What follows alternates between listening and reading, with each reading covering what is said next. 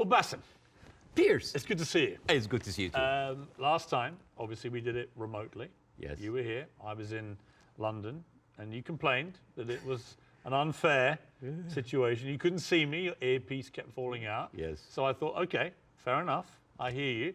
I got on a plane. I flew 6,500 miles. And not only that, we're doing it in somewhere that is very familiar to you. It's the Comedy Store in Los Angeles, where you performed many times as a stand-up. So I've done my bit. You did. But actually, this is not the first time we meet in person. No, we did originally in London last year. And I know that many people are watching this for the first time. I would know this, but like I would really love to tell the story of that moment because I was having a tour in the UK and Europe, and I was doing my English stand-up.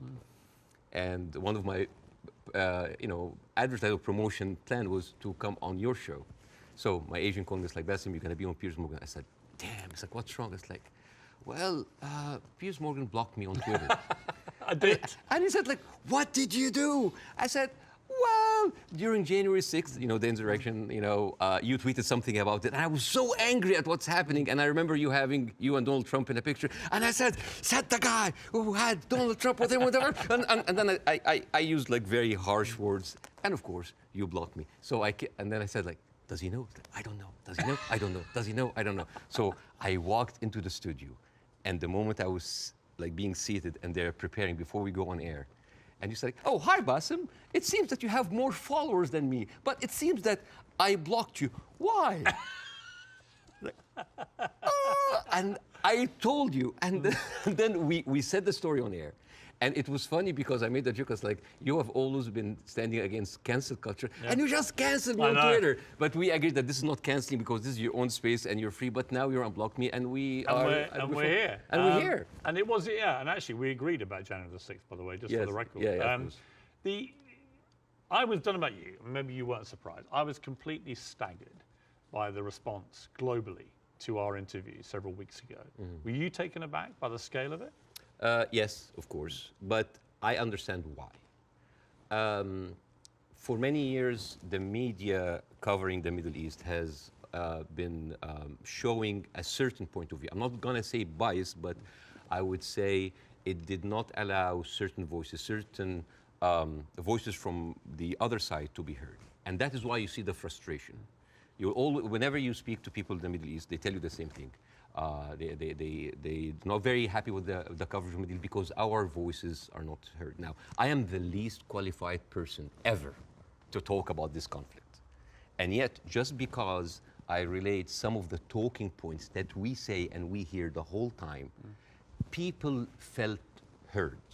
And when people have this feeling, they're happy. They have this response. They say, oh my God. For the first time, the West are actually hearing our point of view. Some of the point of view might not go well with other people, but at least we have a conversation. And I think that is the reason why people reacted that way. It's such an incendiary subject matter. I've never seen social media so ablaze with hostility on both sides. Did you actually, as well as enormous praise from the Arab world, did you also get criticized by some parts of the Arab world for not going perhaps hard enough? Oh, you didn't do that, you didn't do that. The thing is, this is like, you're damned if you do, you're damned if you're not. Right. If you don't speak up, why don't you speak up? If you speak up, you didn't speak up enough. If you're done, why are you if you speak up too much, oh, you're taking all the attention on you. And I love that fact because people always who accuse people of being the center of attention, they are actually not very happy that the attention is not on them. This is actually like a rule on social media.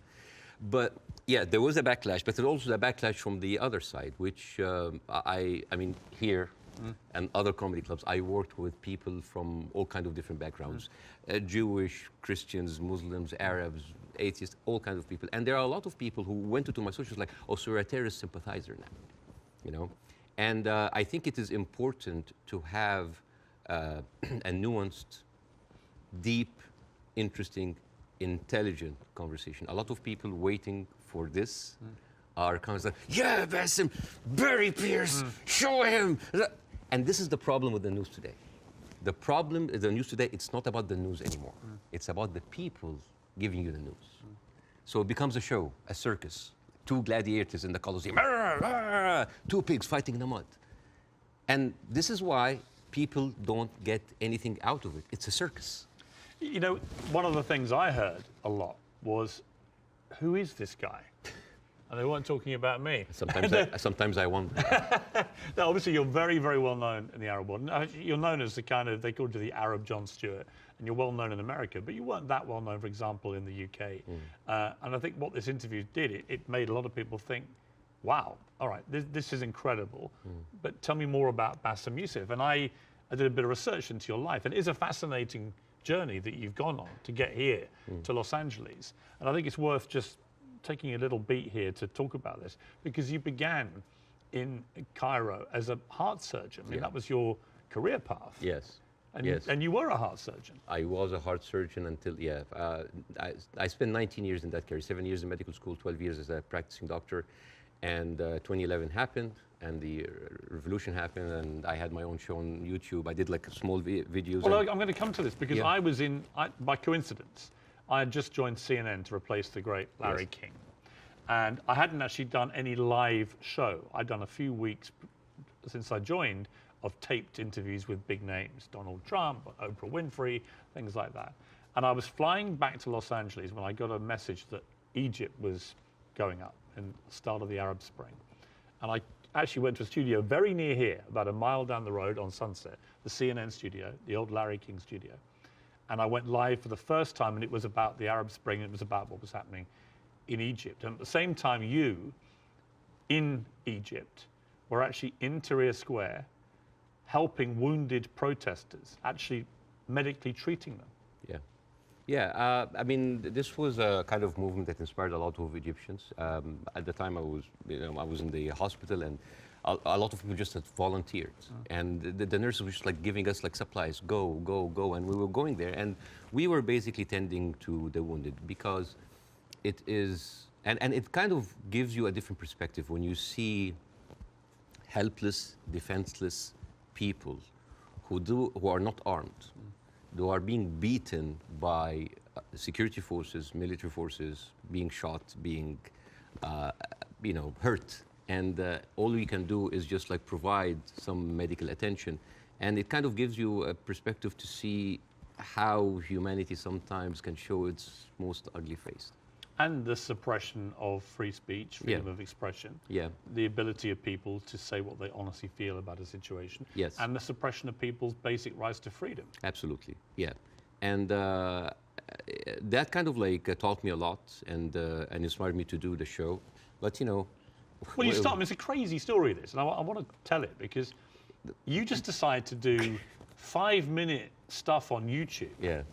And you are expecting a few people to watch it.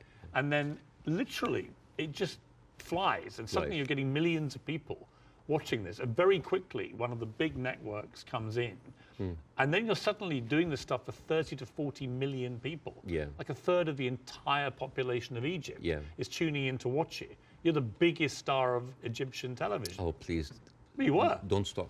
I mean, what an extraordinary thing, though, for a heart surgeon to go from helping protesters medically in Tahrir Square at the start of the Arab Spring to within a year, you're the biggest star on Egyptian television. It's a crazy thing. It doesn't sound as glamorous as this. It felt horrible. Did it? Why? Oh yeah, overnight fame, this Scary. size, it's toxic, terrible. It corrupts. It goes into your soul, and it's not good. It's not. I actually didn't enjoy it. And the worst part about it is that like you're trying to do comedy in very controversial climate about very controversial issues. So you'll never satisfy people. And the problem is that people have these expectations. Oh, if you are successful in this, you must be successful at solving this. And when things are not solved, because politics, as you know, very difficult to solve, that expectation, this love turns into hate. And this is one of many reasons that I had to leave, and I came here eventually. Well, let's just take people through what happened, because they probably don't know, a lot of people. So during the presidency of Mohamed Morsi, who was a democratically elected Islamist, you had relative freedom to start, but then the more you went after government propaganda, the more you stood up for the people against the government, then the trouble started. Morsi wanted to shut you up. You eventually get dragged through the courts. I was arrested. I was arrested for one day.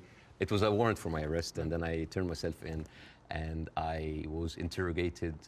And it was the funniest interrogation ever. And in my stand-up shows, I talk about that scene. Because the guards were reading the stuff out and laughing, right? Well, the guards were taking selfies with me, which is funny.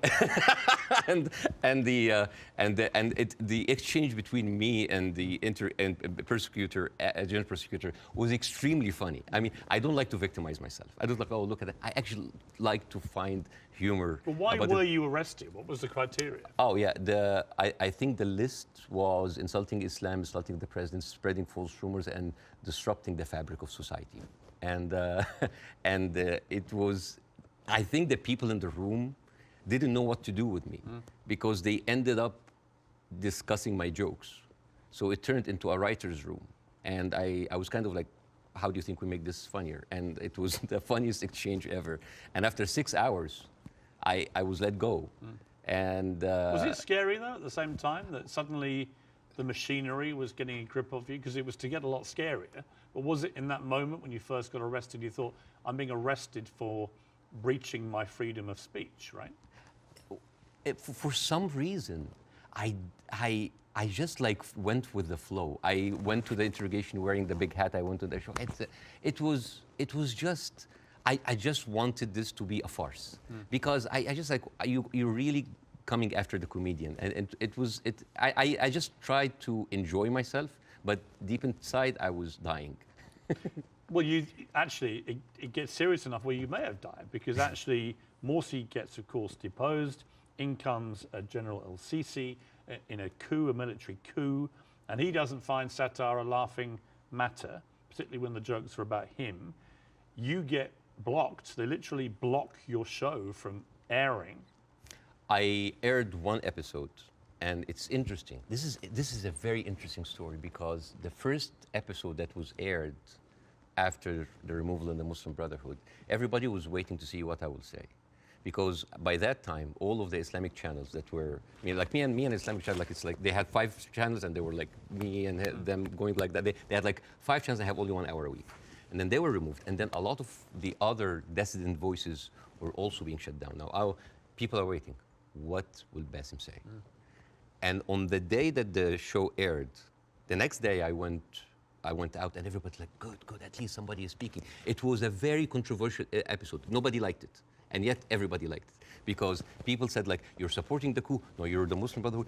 Everybody accused me of something. All I did in that episode was just being a mirror of what is happening in the street and showing them how ridiculous it is. You didn't take a fixed position. Well, my position, depending on what's your position? What did you intend your position? My position was to show the ridiculousness of how the people now was like, oh, we got rid of Islamic fascism, but we are heading towards another fascism. There was a song that I did that was very controversial. People, and it's very funny, the pro-Muslim Brotherhood thought that this is a disrespect to the people who died. And on the other side, the people said that this is a disrespect to the army. And when you manage to offend everybody, you know you're right. Yes. And then the people in the middle, it's like, oh, you weren't tough enough. And I was told, that's like, why didn't you go after? The ceiling of freedom just went down, and I was just like, it was very difficult. It is very difficult to go against an authority that was very popular at the time. And especially a military authority with Oh, a yeah. lot of experience Oh, yeah. of weaponizing these situations. Yeah. You had death threats. People would always choose, most of the time, they will always choose the military form rather than the religious form, because they kind of like, at least they are not infringing on my personal freedom. Not yet. But you had threats on your life, didn't you? Oh, all the time. I don't talk about that because, like, I have been having death threats, like, never stopped since 2011. Never stopped. Have they continued since our last interview? Oh, yeah. They never stopped. People threatening to kill you? All the time. Why? For what reason? Oh, for just saying something that they don't like. Oh, because you are against Egypt, you're against Islam, you're against our president, you're against God. It never stops. It never stops. It doesn't bother you? I mean, if you die, you die. You know? If you die, you die. I mean, since when, whatever, like, no bodyguards deflected a bullet. You know, maybe the guy who was with Ronald Reagan. But Yeah. I think it's like whatever. Even like at a certain point, I actually had like private security. And then I told them I can't. I cannot live like that. If that's my destiny, if I die, I'll just die. You end up with your lawyer saying you got to get out of it. You got to get out of Egypt. It's Yeah. getting too dangerous. Yeah. Something bad's going to happen. You're going to Yeah. get arrested again and probably thrown in jail, or someone's going to try and kill you. And you flee to Dubai, and then you end up here in America. Yes. Was that always the plan, to eventually come to America, or was it expediency because of what happened? Well, it's funny that you said that because I visited the United States after the first year of my show. And a doctor that's there, an Egyptian doctor, has been there for a while. I said, listen, Bassem, you are very visible in the media, and I think you can use that to apply for a green card as a special talent. And I did. And it's like, I have like a huge show in It's Egypt. actually the criteria, because I have the same. Yeah. Is an alien of exceptional ability. Yes. Is what they call you. Yes, we're very, charmingly. Yes, we're very We're exceptional. exceptionally able aliens. We are, but we're still aliens. Yeah, yeah. I know. It always makes me laugh. Like, you can come here, but you are an alien. You're an alien, but you're exceptional. Yeah. And I just applied for it, and I got it. I got the time 100 that helped boost from my application. I said, maybe I'm not going to use it. And then when that happens, ooh, the green card came handy. So a lot of people think that I'm here on asylum. I'm not. It was just a strike of luck. You now do stand-up. You've done it for 5 years. And fascinatingly, you do some of it for an Arab audience. You have a whole show in Arabic and an English-speaking yes. version. Yes. And they're probably very different, right? Totally because different. Different sensibilities, different humor, Yeah. different crowds, Yes. different expectation. Yes, well, the Arab audience come to my show, they expect that's going to be another version of my show that I did in Egypt. And I said, no, it's my personal story. And that when the Arabs come to my English shows, like they think it's like an English version of the shows. Like, no, it's a different story.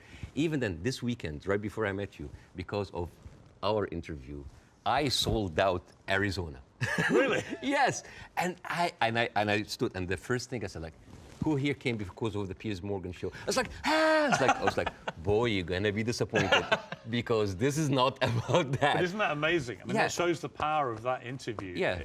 Resonating even in Arizona here. Yeah, because I don't want to succeed just because of a trending moment of time. It is the same show that I've been working and perfecting, and like any stand-up comedian in the United States, your dream is what? Is to sell you special to platforms like Netflix or HBO, and you want to get there. Because for me, that was like a rebirth.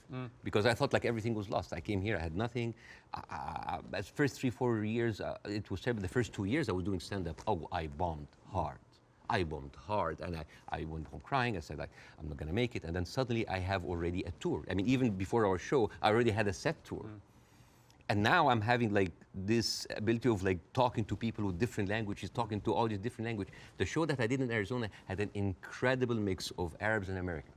Amazing. And they came here and they completely, and there a lot of them came, they were Palestinians. And they came with like the Palestinian flags and the keffiyeh, and they thought, it's like, guys, it's like the way, laughter, being good at your job is in its way a way of resistance. Because when you laugh, when you show people that, hey, they have Arab people here, and they are, by the Arabs and Palestinians population in Arizona, one of the most established population in the United States. Arabs in the United States in general, they are like professionals, doctors, engineers, professors. Even the Uber drivers, they are probably were like an engineer or someone very established there, but he had to have like a step down in order to come here and survive. So, I mean, we hardly come find like illegal aliens here or people like came in that were not qualified. So, and this is the problem this is why the reason people were very happy with our interview, because because part of the hate on both sides is that we see the news from a different perspective. And people here see the news from another perspective. And everybody's like, why are those people reacting like this? Because they don't see what the other person sees. And I hope in that interview that we can bridge that gap. Yes. Before we, can I Yes. show? Okay, so this is a gift from me and my wife. This is olive oil from the West Bank. Ah, Whenever I go to Jordan a lot, but my wife also ask for the oil from the West Bank. it's very good. It is the best oil ever. And the thing is, the olive trees, they survive up to 600 years. And they are passed from one generation to the other. And it is like a family heritage. And the way that you do it, so this is za'atar.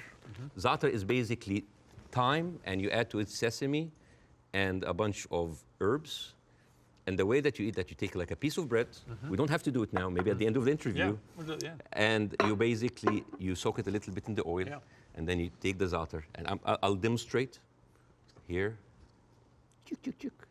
And then here. I love it. Well, I love Arabic food. So at the end of the interview, you're leaving with this oil. So I will take that. It shows that. Well, yeah. thank you. And it's very kind of your wife. Thank you. Thank you very much for me. Well, I'm the one who bought it, but it's okay. Obviously, you started the last interview with, I mean, I would argue savagely dark humour involving your wife.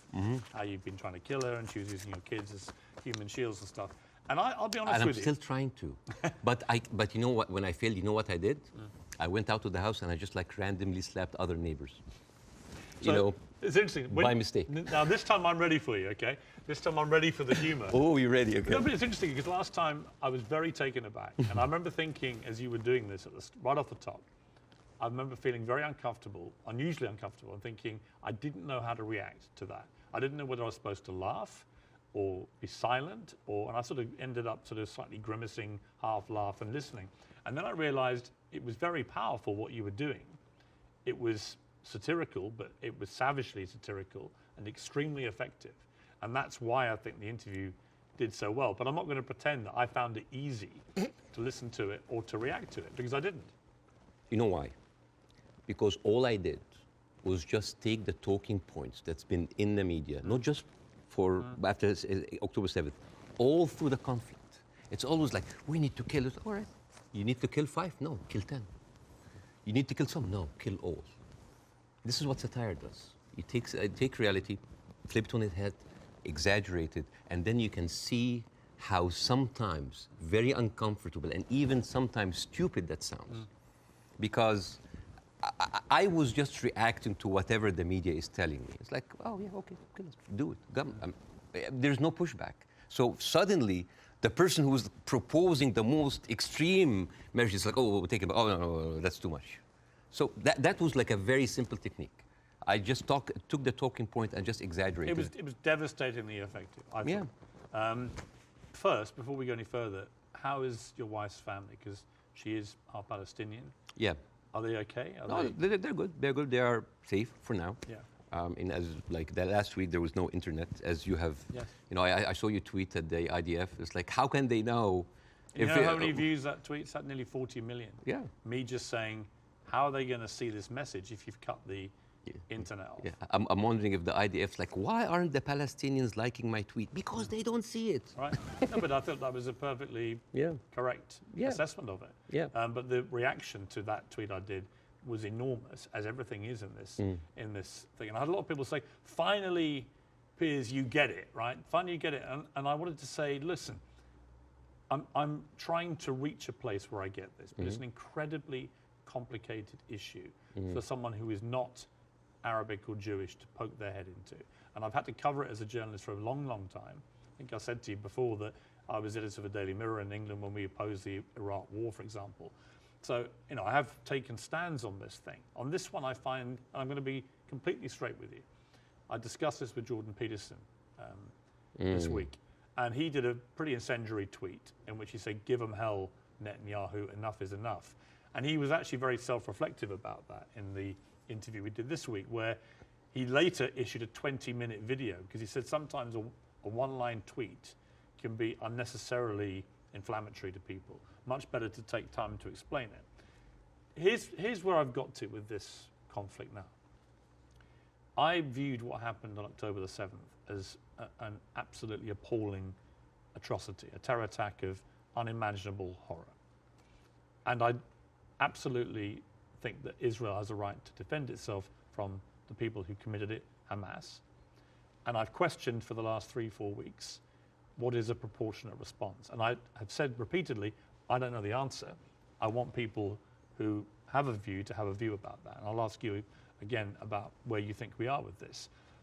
I also acknowledge that Hamas live amongst civilian population in Gaza, and therefore if you do what the Israelis are currently doing, which is a ground offensive into Gaza, a lot of civilians are going to get killed.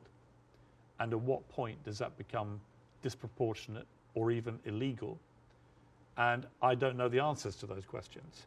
And I have a moral quandary because my instinct is to say that Israel has no choice but to respond to what happened in a very forceful manner.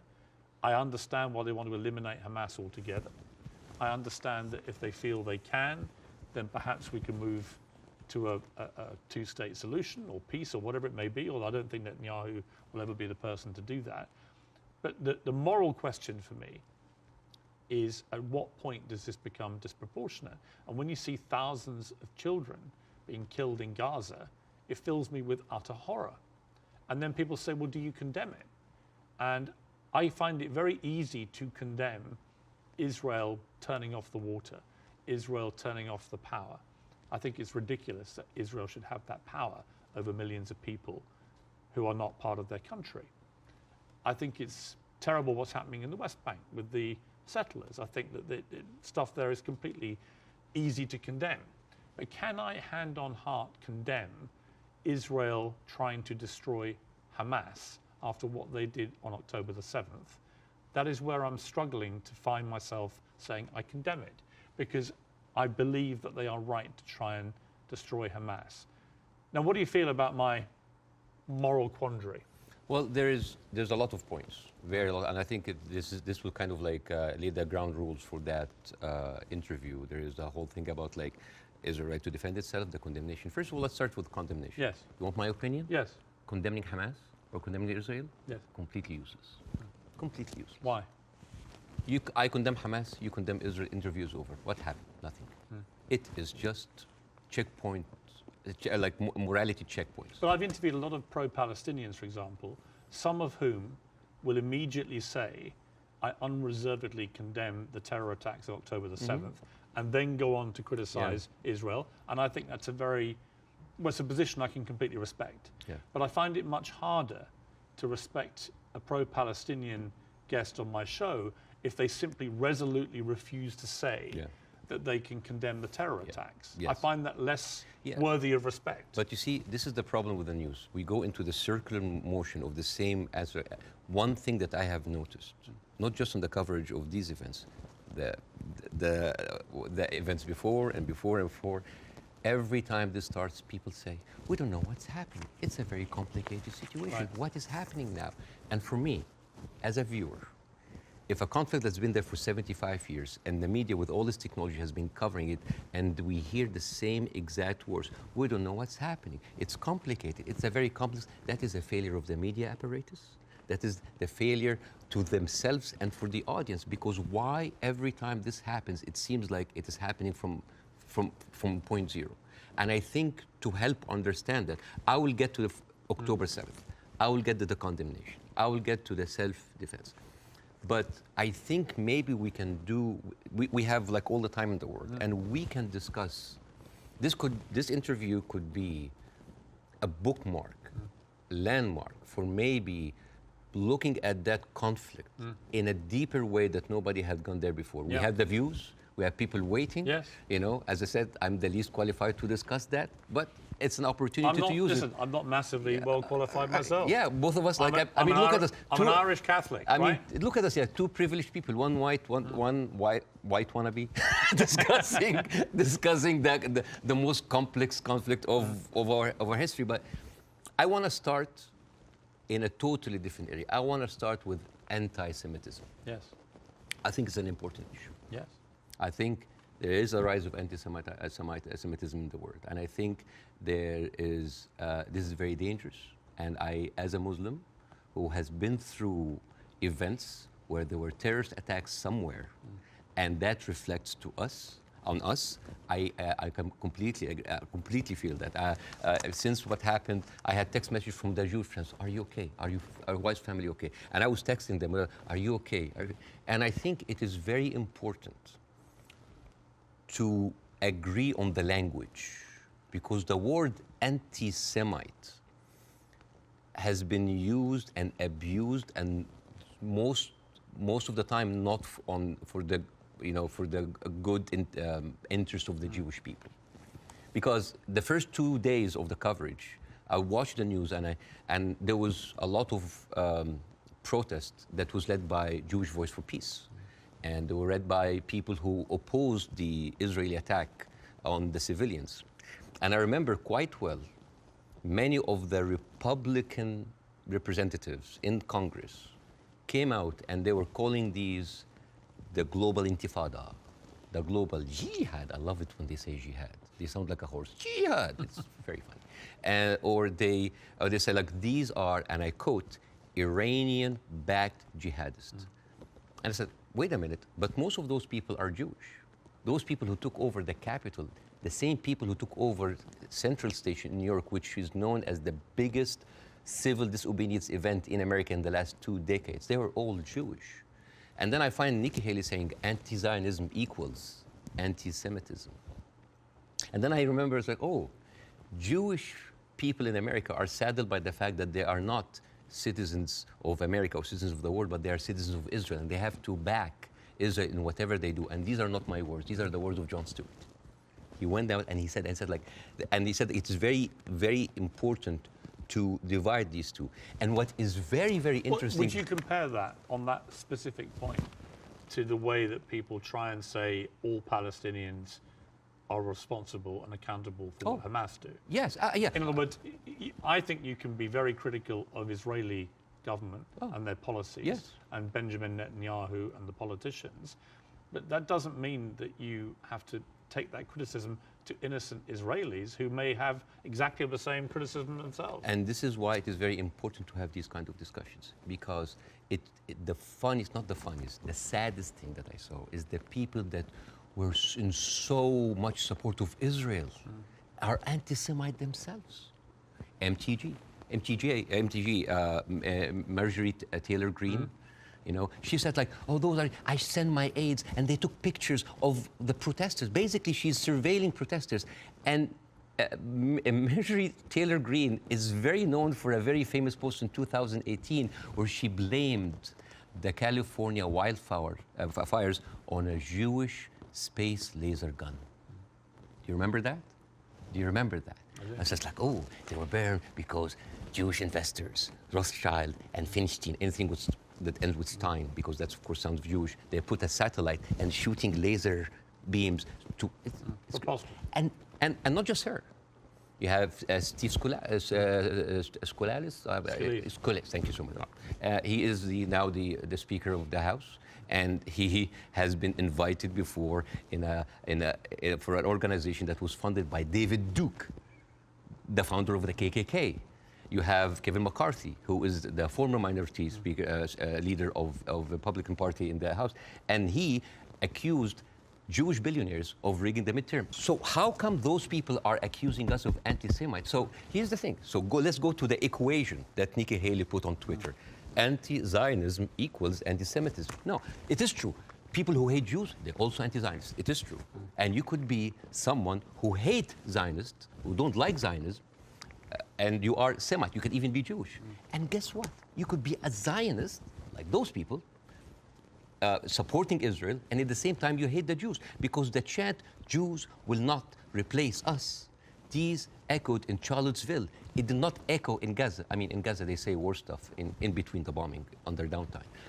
And these are the same people who are seen with Nick Fuentes, with Stephen Bannon. And you know what's most interesting? Trump had him for dinner at Mar-a-Lago. And all of those people are buddies with Benjamin Netanyahu. So how does this work? How does this work? And you know the people who speak against this, like Jon Stewart, like Bernie Sanders, like Naomi Klein, what do they call these people? What do they call them? Self-hating Jews. And you know what else now they call them? They call them capos. Capos. You know what's capos? Capos, basically these were the Jewish inmate in Auschwitz that were forced by the Nazis to stand as guards on their own inmates. You see how degrading this is. And this is the way to shut down conversation. Anti-Semite, Islamophobe, you hate America, you hate the military, you hate Egypt, war on Christmas. This is how you shut an environment that does not allow disagreement is not an environment made for let me growth. a- It's an okay. environment made for control. Let me ask you this. Say, take the student protests in Yes, America, universities. I have no problem instinctively with students protesting. It's actually part of the DNA of being a student, right? But I do have a problem with two things. One, the protests that happened almost immediately after October the 7th, within hours, which were clearly, deeply, deliberately inflammatory and hurtful to Jewish people. Secondly, I have a real problem with the students who were beaming direct pro-Hamas slogans onto buildings on campuses in America. You know, I'm all for free speech, and I really am. The whole show is predicated on that. But not to the point where you see Jewish students barricaded into libraries because a mob is descending on them. There is a distinction to me between people who are obviously overtly, I mean, there was a professor at Cornell University who was literally seen in public shouting how exhilarated he felt by the attacks of October the 7th. He still hasn't been fired, that guy. I think that crosses a line. Do you?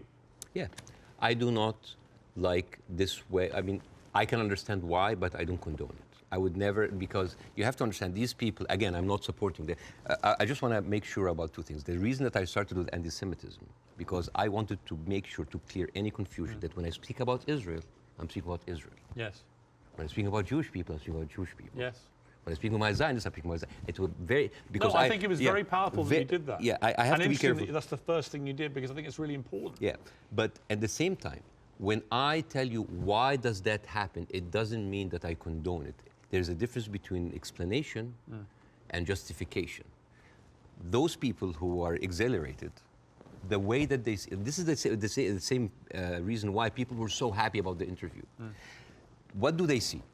They see Israel as a criminal state who is killing their people, and in the same time, they are supported by the international community and America.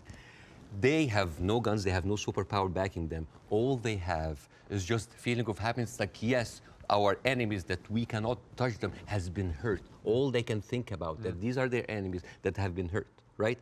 I'm not condoning this, but again, like when people were celebrating terrorist attacks, you know, against Western targets. Of course, I don't condone that. But why? Because those people has been, from a very young age, what have they seen?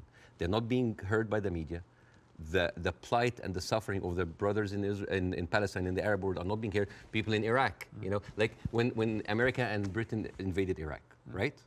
What the Arabs saw? It's like two superpowers are coming in on just regular people. So whenever there was like a bomb or like an attack on American troops, people would celebrate. Yeah, they're our enemies. Emotions are very inflammatory, and it is not right. But those people have nothing else. All they can is just like shout. All they say is like to rejoice. It is not right. Again, I'm explaining why is this happening, because it's like, yeah, if I cannot get you, I'm just gonna scratch your eyes. I'm gonna scratch your eyes because you've been beating me all the time, and you have the whole international community backing you up, and all I can do is scream. Is it right? No. But it is understandable. Again, it's not the right thing. But no, it's not like understandable. It's like, oh, no. But again, it is an explanation. Now, hate. And again, this is another way why this has been magnified in the media so much. What does the Western audience see? They see people rejoicing for the death of innocent civilians in Israel. This is what have the Arabs seen for years on the Arab world. For example, if you look up Sderot Cinema, this is in 2014 when Israel was bombing Gaza as usual, and the Israelis in the Sderot, the kibbutz or the settlement, they went on a hill and they had popcorn and they had drinks and they were like watching the show and they were cheering with every rocket coming down. This is what we see. Western people didn't see that. Well, somebody found a tweet actually of mine from 2014 in which I said, at what point does what Israel is currently doing to the Palestinian people become terrorism? And because I've always said, you know, I've spoken about this a lot over the years, and I've always tried to be extremely fair-minded, albeit nobody really wants you to be fair-minded. They want you to take a side. But that was clear that my thinking back then was that they were absolutely overstepping the mark. Absolutely. But again, to the point of rejoicing. No, I know what you mean. Yeah, but like if you, for example, Google the wedding of hate. This is like a Jewish wedding in Israel where they were celebrating the arsons and the burning of Palestinians. To be clear, I've seen lots of video No, but clips. I'm not talking to you, Piers. No, I know. I'm talking to the Western audience because I want to see, like, I want to say, like, this is what they see. I mean, for example, there is a very famous video for Samuel Abu Za'anin, who is like a young kid that he was shot point blank by an Israeli soldier, and he was not allowed to have any medical attention. And as his dead body was being put into the ambulance, the Jewish settlers were cheering. So for an Arab audience, this is what we see every day. So when they see, oh, we heard them back, we heard their people like they heard back, it is not right. But this is what hate does. It escalates, it feeds each other. Radicalism feeds it. It is terrible, and it is just like a vicious circle. So I would like to do something that is very interesting tonight. When I invited Jon Stewart to my show, as much of like a reception that if you've seen the YouTube, people just like, we had to cut the 5-minute standing ovation for broadcast. People were on their feet for 5 minutes. They could not believe it. I remember Jon Stewart telling me I could never imagine that a Jewish guy from New Jersey would have that kind of reception in Cairo. And yet, on the internet, people who would, what? You brought a Jew on your show? Why you are with a Jew? Yes, hate is there. Yes. So, and the thing is, like, why we do not see each other, people in the Middle East, people in the West, that we do not put ourselves in each other's shoes. And I want to do something very interesting today. I want to give, I like telling stories. And I'm going to tell you a very nice story. This is the story, surprise, surprise, of the suffering and the plight of the Jewish people. And I want to say that because it is very interesting when you see the trauma and the suffering that the people on the other side went through, you might understand why they're coming. So this is, see this?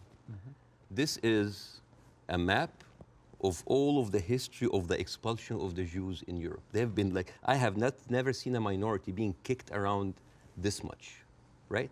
And of course, this comes back to the, the whole idea about the original sin, that you have betrayed Jesus Christ. The blood of Jesus is on your hand. And then comes the 11th century. At that time, Jewish people were not allowed to own land. They were just peasants. Even some of the professions were not even allowed to participate in. But they were allowed to do one thing, usury, money lending, because it was prohibited by the Catholic Church to engage into that. So what happens when you work in money? You get richer, right? And those Jews lived in ghettos. Now, ghettos was not just like isolated neighborhoods in cities. Sometimes ghettos were outside the city. This is like how isolated they were. And in those ghettos, they have to pay gold to the mayor or the governor or the prince or the noble. So they would see, you're getting richer. I need more taxes. So they pay tax. What happens when you have a business and they increase your rent? You increase your service, increase the taxes. So what happened? The Christians started to default. And suddenly, the image of the greedy Jew was created. Shylock, merchant of Venice. If it will feed nothing else, it will feed my revenge. Like never did I see a creature I can't remember that. Never did I saw like a creature that looked like a man so keen and greedy. Confound of a man. English. I messed it up. Anyways, but this was the image, greedy Jew, the greedy Jew. This was created because of their conditions, and it became worse in 1095, when Pope Urban II called for the first crusade to go and save the birth of Jesus from the unbelievers Muslim. And this crusade did not kill a single Muslim. You know how many people they killed? 2,000 Jews. Because it's like, wait, the non-believers are all over there. Why? So they went to it's called the Crusades of the Rhineland. So they went to the Jewish community because, hey, we own the money, so let's kill them better than paying them. And then came the plague. And then all of the things like, oh, they're killing babies, who would do that to a baby, And they accused them of poisoning the well. This was the kind of oppression that the Jewish people went through. Fast forward 19th century, there was like the Eastern Jew in Ukraine and Russia, and there was the Western Jews in Europe. those people in the East, the Eastern Jews, had to immigrate because of pogroms, and they were like, kicked out. And at a certain point, the people in the West, especially in England, it's like, there are too many Jews. We need a solution. A solution for what? For the Jewish problem. So it's like we need to get rid of them. And you know what? Palestine was not even in the A list. Palestine was in the B list, because England proposed 6,000 square miles in Uganda for the Jews, 1903. And the reason why Palestine was not on the list, that it was objected by a lot of rabbis that said, like, it's a promised land, but only when the Messiah comes. But there were other options: Argentina, South Africa, Uganda, Madagascar. And eventually they said, all right, let's do Palestine. So they went to Palestine in 1914. There was 700,000 people living in Palestine, 3% were Jewish. 1917, Balfour Declaration. Arthur Balfour, he called the Jewish people in England that they are alien and hostile race. And the thing is, the only Jewish member of the parliament, of the English parliament, Lord Montenegro, he objects, like, these are British citizens, we should not kick them out. So they pushed them, but it was not going fast enough. Came the Nazis. And then it was not about the solution anymore. It was the end losing, the final solution by Hitler, because he needed an answer for the Jewish question, the Judefrage. And then, as you see, the Holocaust happened, the most orchestrated, industrialized, horrible genocide in our modern time. 6 million Jews died. So it accelerated, and they went. First of all, they left Eastern Europe, and they went to West Europe, and they went to America, and they were turned down, and they were pushed towards Palestine. So by 1948, right before the declaration of the State of Israel, there were 2 million people living there. Only 30% of them was Jews. So the whole idea of like a land without a people to a people without a land was a marketing thing. They were already Palestinians. So suddenly, from our perspective, the Jewish problem is not a Jewish problem, is not a Middle Eastern problem, is not an Arab problem, it is a European problem. It was pushed on us together with the guilt, because now we are the anti-Semite. Now we are the Jewish hater. And not just that, they took land. So people look at this like, why are we even, we had a lot of refugees coming in. And during that, there was a lot of, as you know, Zionist militia, the Aragon, the Haganah, all of these people were killing Palestinians. The famous massacre of Deir Yassin. You're talking about the atrocities of October 7th, it's horrible. But in the Arab mind, there is Deir Yassin, where there is an incredible movie called Tantoura, Tantoura, where the Israeli members of those militias, they talk about the atrocities that they did, including opening up the pregnant women's bellies and having bets if the boy inside is a boy or a girl. It is one of the most horrific, and they talk about it, some talk about with regret, and some talk about with pleasure. We did that, right? So you have even King David. I think your Prime Minister, Mr. Sunak, was there. And if I was British, I would question this. Because as you know, King David was bombed by the Aragon militias. 91 British soldiers died. I don't know, if I was British, how come my Prime Minister would have the nerve to stay in that hotel? I mean, you know, the ghost of the 91 British soldiers, that must be haunting for them, you see? So when you see all of that, and you see that suddenly, overnight, 1948, there were 1.5 million Palestinians, half of them, 3/4 of them were overnight pushed into refugees. Yeah. And this is why it's called the Nakba, the catastrophe. So now we have all of this building up into the minds. And suddenly this was like a conflict, a hate, a problem that we didn't have to do anything with. This was basically pushed on us by the Europeans. You see? So this is why it is important to say that. And I'm not saying that just like, oh, let's wipe out the State of Israel, let's like push them in the sea. No, but it's important when you talk about the conflict, that you talk about the root causes, right? No, there was like a vibrant Palestinian culture happening over there. And right now they are erasing this culture. Suddenly I'm thinking of like Israeli feta cheese, Israeli hummus. Oh, that's an insult. Israeli hummus. Come on. I mean, take the land, but leave the hummus, man. I mean, come on. I mean, that's not fair. You are someone who's always spoken against culture, cancel culture. Right now, a whole culture is cancelled. Let me ask you this. Jonathan Friedland is a top Jewish journalist for the Guardian newspaper.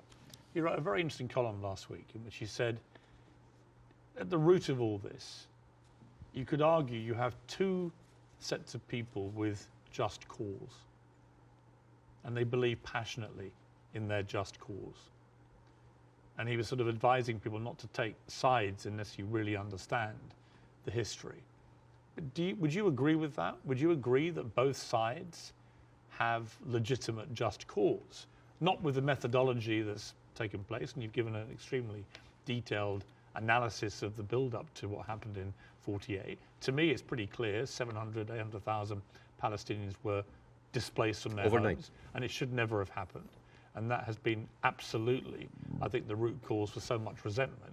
But can you, at the heart of this debate, agree with Jonathan that you could argue there's just cause on both sides? There is a cause on both sides, but I'm walking on a tightrope here because I'm not a Palestinian. Yeah. But from the Palestinian point of view, there's a lot of people. I mean, there are 2.2 million people living in Gaza. There are 3.5 million people living in the West Bank. There is 350,000 people living in East Jerusalem, and there is like 6 or 7 million people living outside. Those people, the Palestinians that were pushed out, they do not have the right to go back. Right now, if you meet Palestinians, you'll see them wearing a necklace with a key. That key is their house that they were kicked out from in Yafa and Haifa. You know, like my wife's family comes from Ramla, which is 50 miles from Gaza.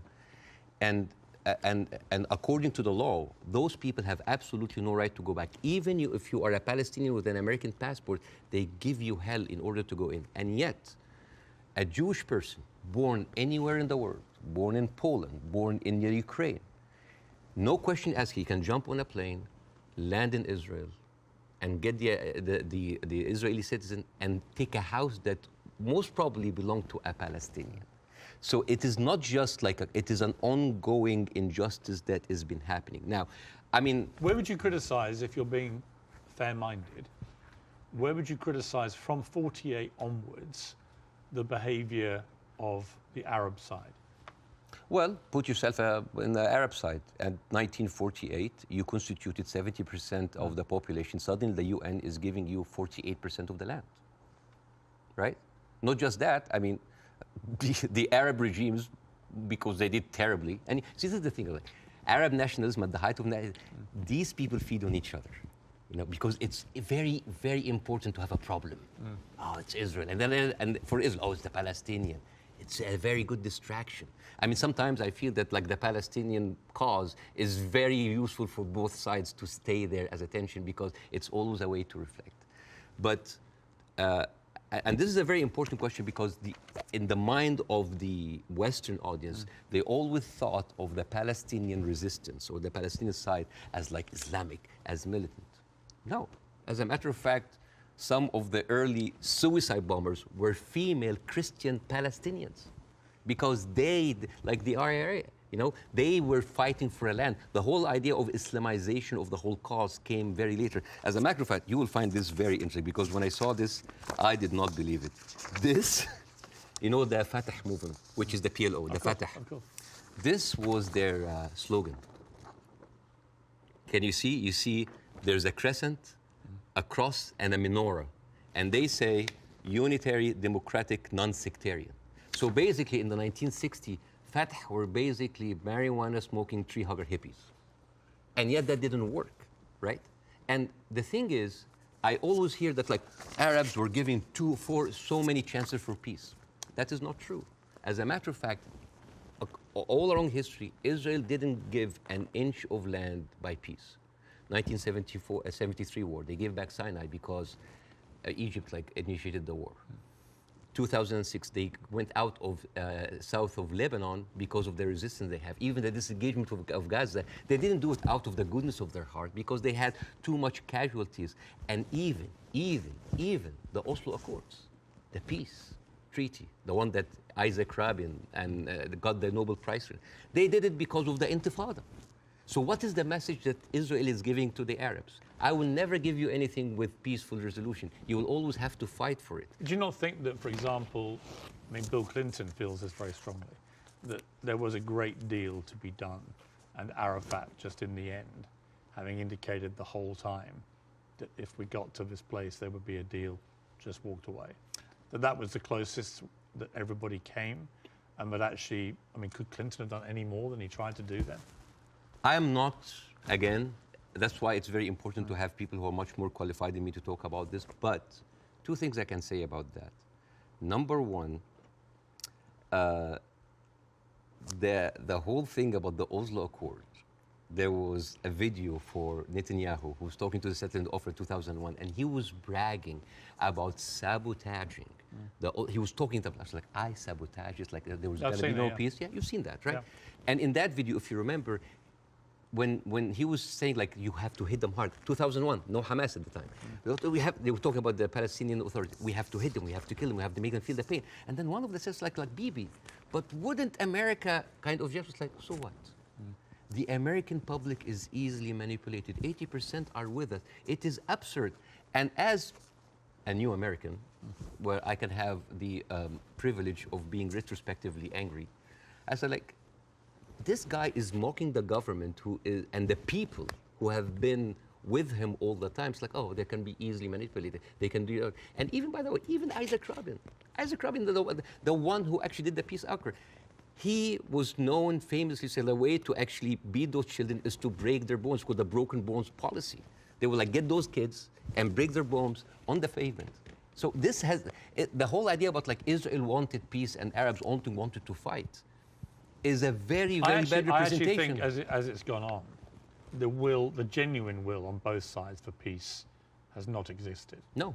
I think it's been a deceit to the world. No, I'm sorry. And to the relative groups of people on both sides. The official... And actually a betrayal of them. The official stand of the Palestinian Authority, and again, I cannot speak, I mean, it is very difficult to do this. The official stand of the Palestinian Authority is that we are just happy with 22% of the land. Just give us like that. Yes, there are people that dissent, but the thing is, you cannot just say, okay, let's talk about peace. And then you take away my land. Let's talk about peace. And there's a kind of like passive aggressiveness happening. Oh, let's talk about it, but I'm going to build settlements.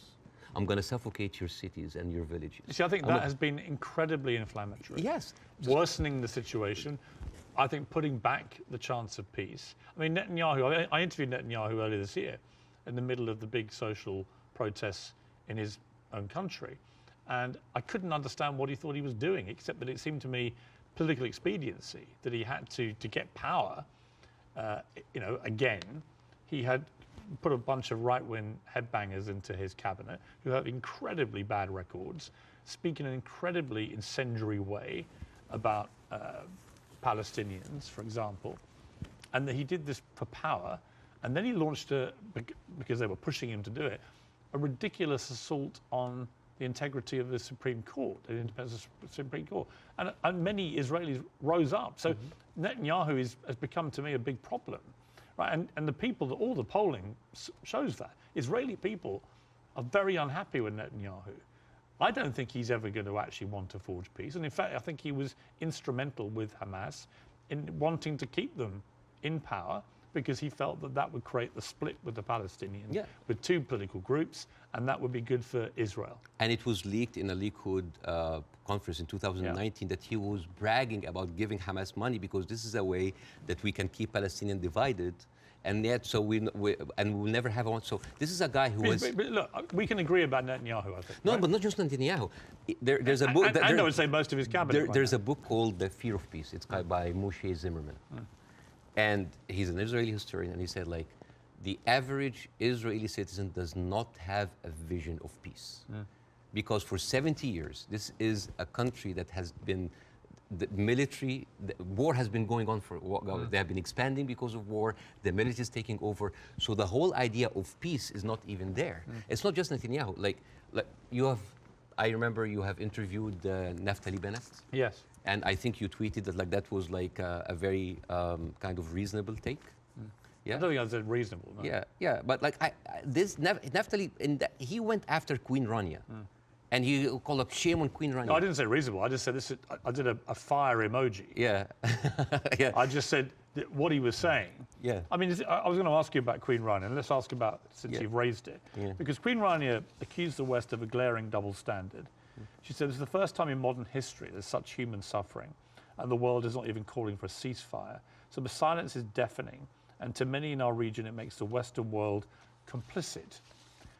Now, other people said, well, okay, if you feel that strongly, why aren't you taking in any Palestinians? Why is Egypt not taking Palestinians? Why does the Arab world want to constantly attack Israel without actually offering any place to go for the Palestinians. And what do you say to that? That is exactly what Israel wants.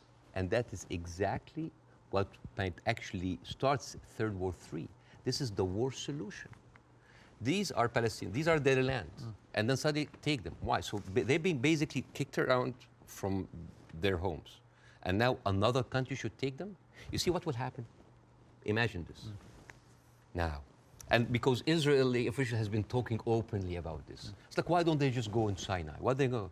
You know what will happen? Those people are going to be pushed in Sinai. And with any population, 2 million people, they are living in refugee camp. What do you think will happen? Unrest, chaos. And then after a few years, the Western media will come with their cameras like, oh, look at those Arabs. Oh, they're killing each other. Oh, Israel is good that they got rid of them. And then they will go to the West Bank. And suddenly those 3.5 million people push into Jordan.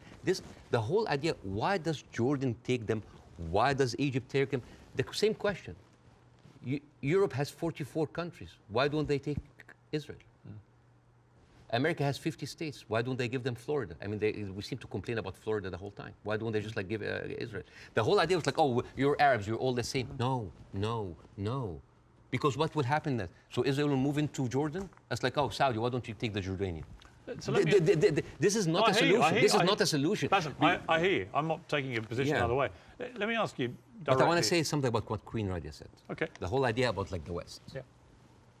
I think that in 3 weeks, Israel morally corrupted the West like no other. I think the West will have a lot of time to recover because for years, the West has been telling us, oh, look, we're liberal. We're all about human rights. All are equal. Adopt our values. And then suddenly, but you don't want to even to cease. We don't want to even tell Israel to stop. And suddenly we wake up and we found McDonald's are giving free meals to the Israeli because like nothing will make you feel better after killing a bunch of Palestinian kids than a happy meal. So let me ask you this. They have a toy. So this brings me to Hamas, okay? So what Israel will say, because they say it to me every time they come on the program, whoever from Ehud Barak to Natalie Bennett, whoever it may be, they say, look, we suffered such a catastrophic terror attack on October the 7th that we have decided we are going to get rid of Hamas. There are 40,000 or so Hamas terrorists in their eyes who need to be got rid of. And I do believe they're terrorists. Only terrorists can commit the kind of act of terrorism we saw. So can we, on that point, can we agree on that? Do you believe Hamas is a terror group? It is classified by America as I'm not a big fan of Hamas, and they are a militant group. That does like stuff like... Are they terrorists, do you think? Yeah. Cool. Okay. So we agree on this. So you have 40,000 of them living in Gaza amongst the civilian population. If Israel has decided to eliminate a terror group, Hamas, as the world did with ISIS, for example, and I think there are a lot of parallels given the way they behaved on October the 7th to ISIS, how do you do it? How do you do it if you don't do it the way Israel is currently trying to do it? Exactly not the way that Israel does it, because if you have one of the most advanced military powers in the world, and it takes you 3 weeks, 9,000 Palestinian civilian death, 21,000 injured. As we are talking right now, Israel just bombed Jabalia, which is a known refugee camp. This is not self-defense. You know, like one of the most questions, like, does Israel have the right to defend itself? This is a no-value question. This is a no-value question. Well, I would ask a different point. I would say, not only do they have a right to defend themselves, which every country would after a terror attack, right? But they actually have a duty and responsibility to their population to try and stop that happening again to them. They've been doing... And I do understand, and I agree with that. Yeah, but here's the thing.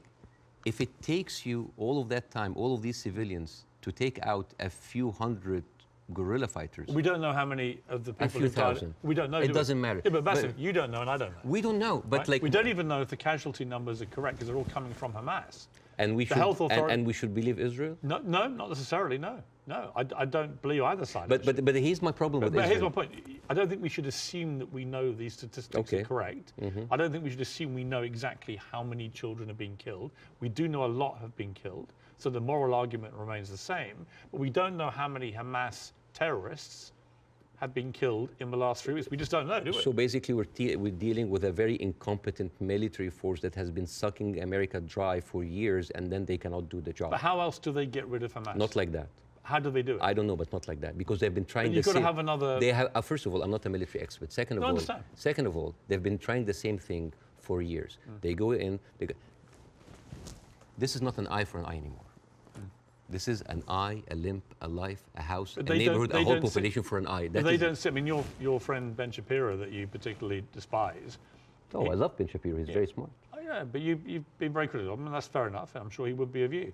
But when I asked him about proportion, he said, I don't care about a proportionate response. So let's kill civilians as Hamas did this, so we are going to get rid of Hamas. But it's not, in his eyes, it wasn't eye for an eye, tooth for a tooth. It was this group of terrorists did this, and we are now going to rid the world of these terrorists. And this is very important to look at things in context. When you see how Israelis talk inside their community. There was a very famous post by Uriel Eritzol. He is the speechwriter of Netanyahu. He said, what is so horrific about understanding that the whole Palestinian people are our enemies? All of them are enemy combatants. We should kill them, kill their mother, destroy their homes, the homes that they raised those snakes, so no snakes will be raised in this house anymore. And this was reposted by Ali Chaket, which is the Minister of, wait for it, Justice. It's not about Hamas anymore. It is not about Hamas. They can tell you it's about Hamas, but it's not about Hamas. It is basically, they have said it many times, Piers. This is a way to kind of push them into Sinai. This is not about eradicating Hamas. This ship has sailed. I am sorry, but anybody who still believes that this is about Hamas is stupid, because I don't agree with that. Really? No, because I think. But why there? I'll tell you why I don't agree. There are like 100 people. I think any country that suffered the kind of terror attack that Israel suffered, with the kind of death toll that occurred that day, 1,500 plus people, grandmothers, kids, young women being raped, kidnapped, beheaded, it's been reported, and so on. Well, you can raise an eyebrow. I mean, they found a young woman's skull, right? But what about the babies that were beheaded? Well, there was a report, and you and I had this discussion on air. You falsely quoted me, and I wanted to clarify that with you in person.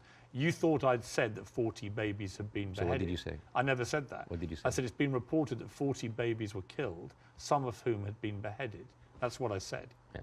Totally different. Yeah. There's a very different. Well, it is different. Yes. Do you accept it?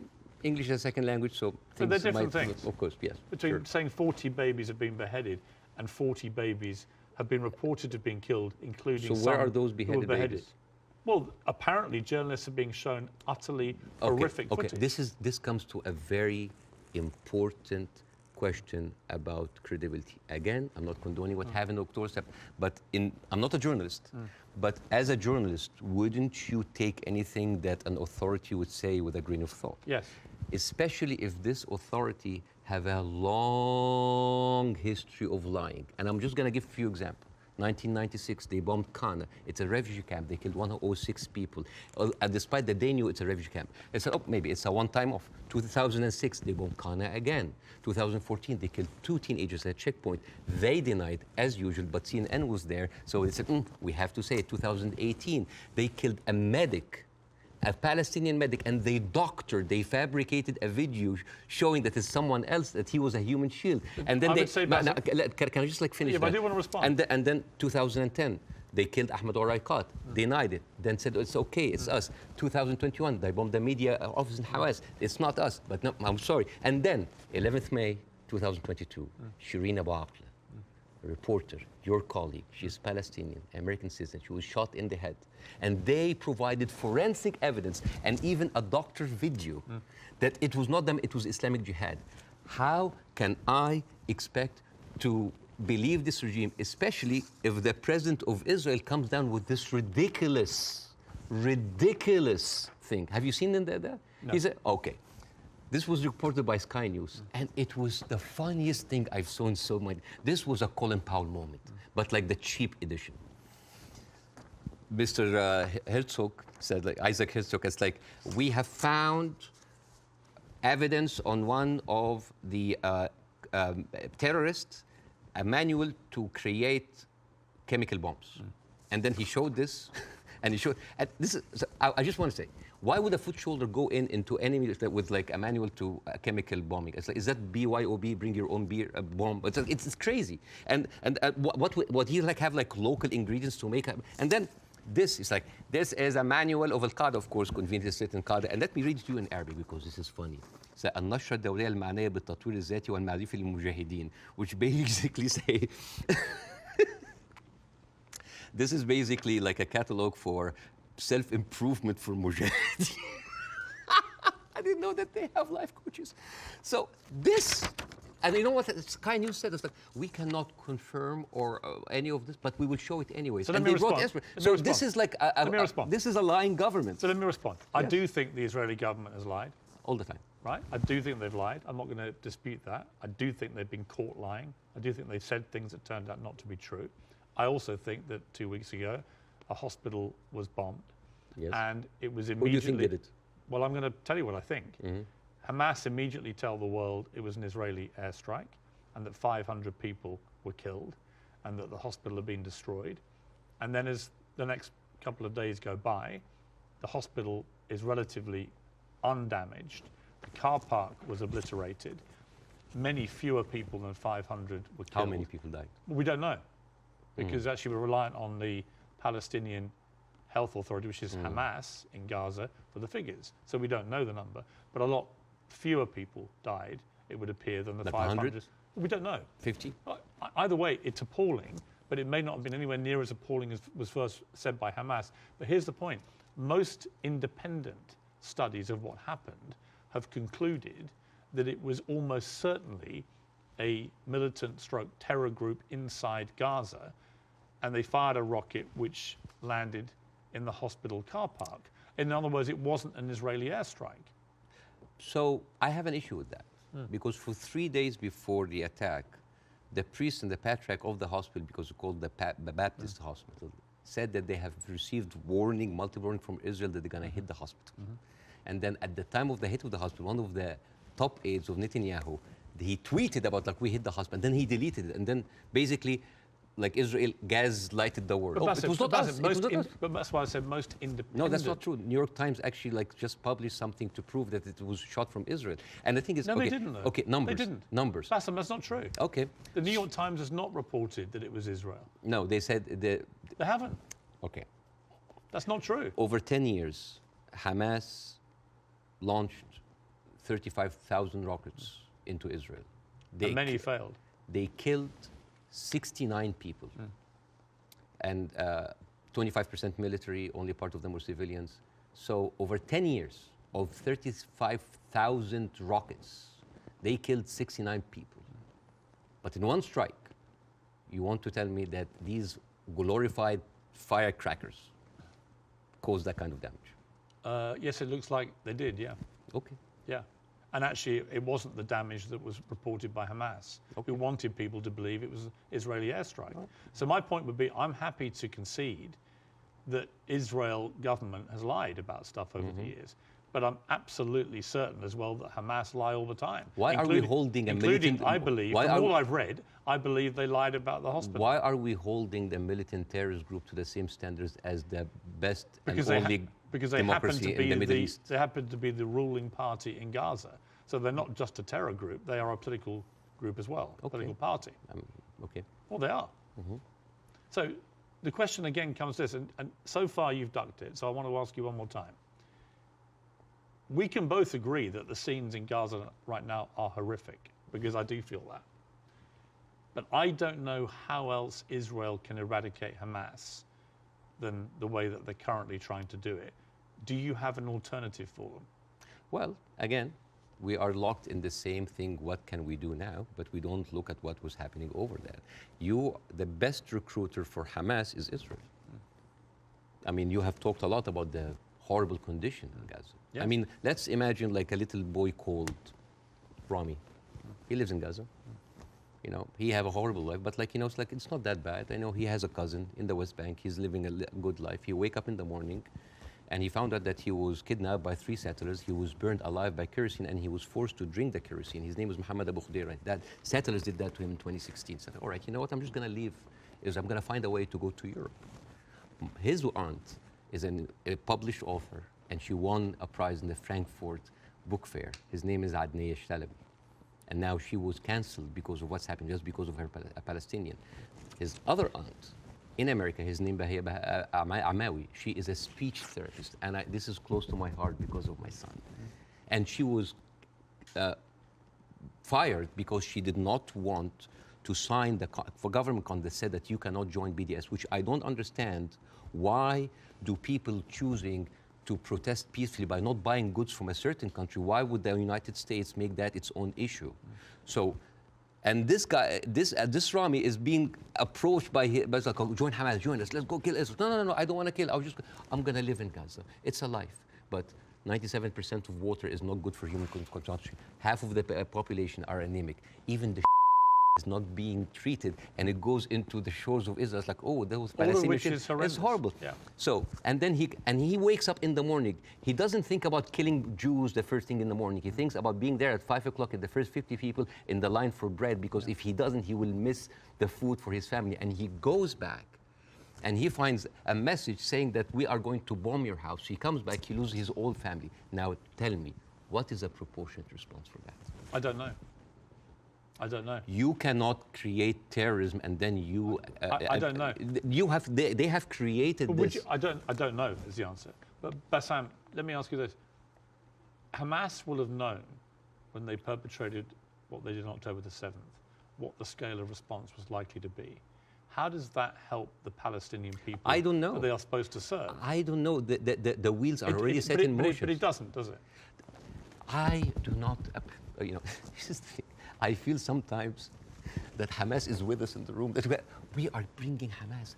Who has the power in this equation? Who has the fourth largest and strongest military power? The whole idea about Israel, it's like, oh my God, the Arabs are going to destroy us. Look at the map. Hang on. Hamas's stated goal is the eradication of Israel and the Jewish people. Yes. They make no pretense about it. They've made no attempt, unlike the Nazis who try to cover up their crimes. Absolutely. They've made no attempt to try and deny what they brazenly boasted about it. Yes. They are proud of what they did. Right? And they will have known, again, the scale of what they did on October the 7th would have prompted this kind of response, which would have led to thousands of innocent Palestinians getting killed. And my question for you... I wish the 7th of October never happened. Right, but every time something happened. You say Hamas is everywhere. Well, yeah, actually all roads, all roads on this particular part of the crisis, and I accept it's been going on for 75 years, this conflict, but all roads in this crisis lead to Hamas and what they did. And not necessarily. Because all roads goes to the condition that created Hamas.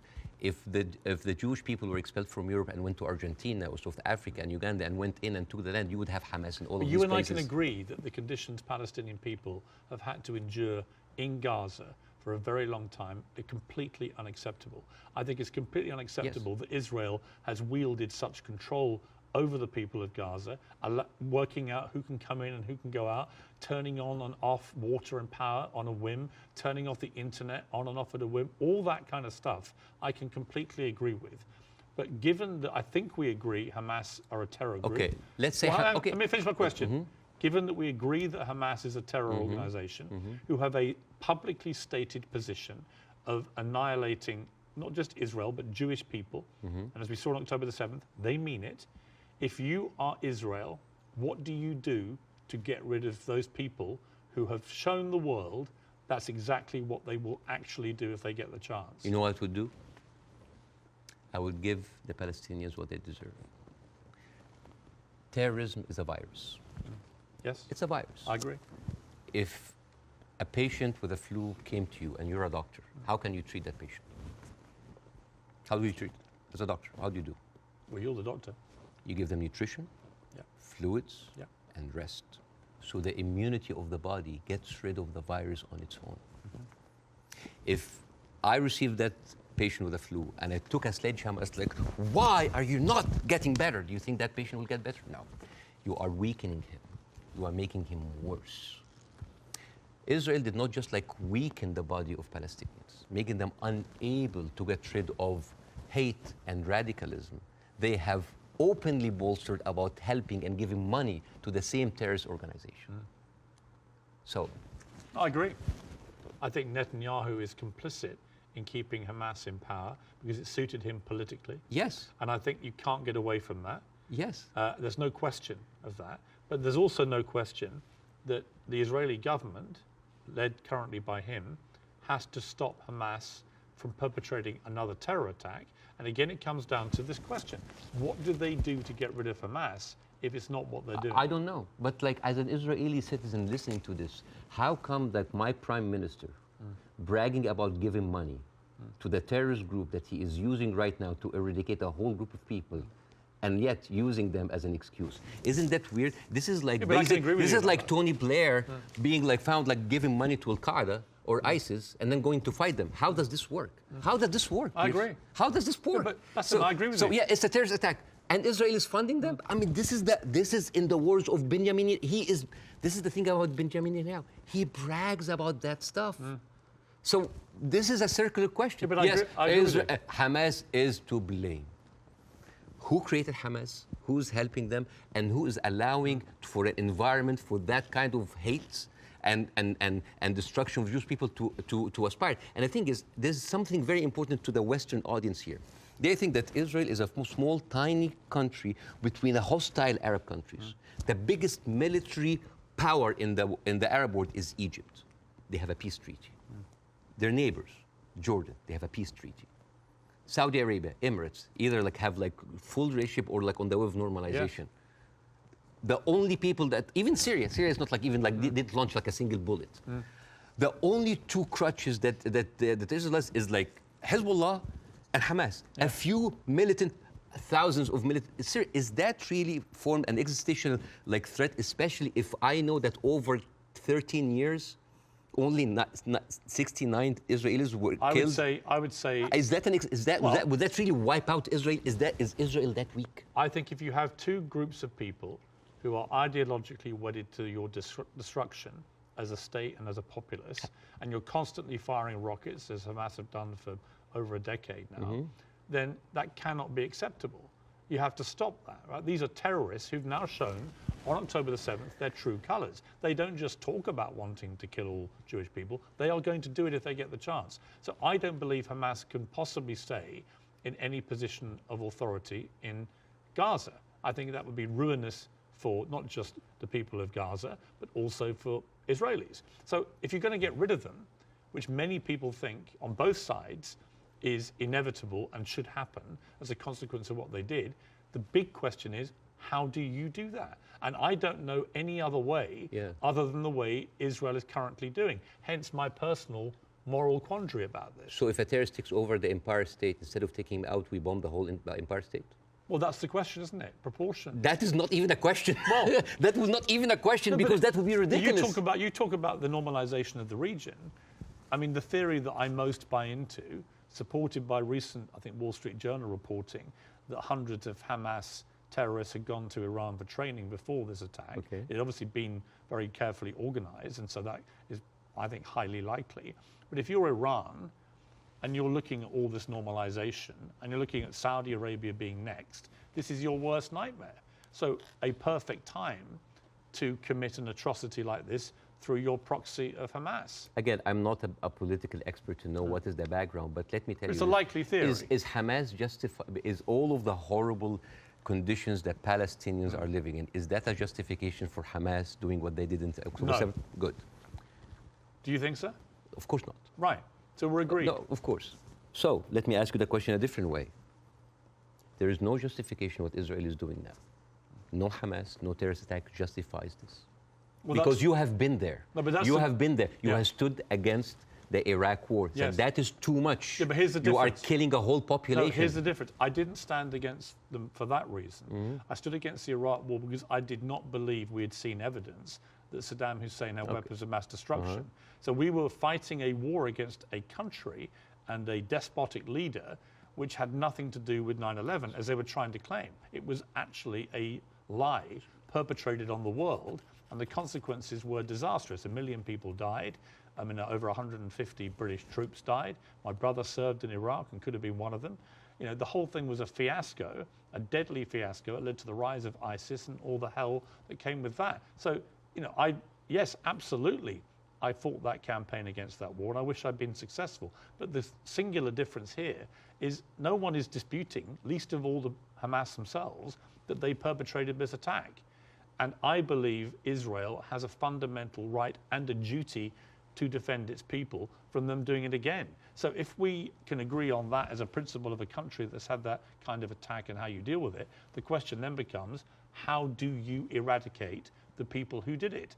And I just think, given the intense nature of the way the population exists in Gaza, very, very large numbers of people in confined places, and that is in itself unacceptable, and I will agree with you about all of that, and that has to be fixed longer term.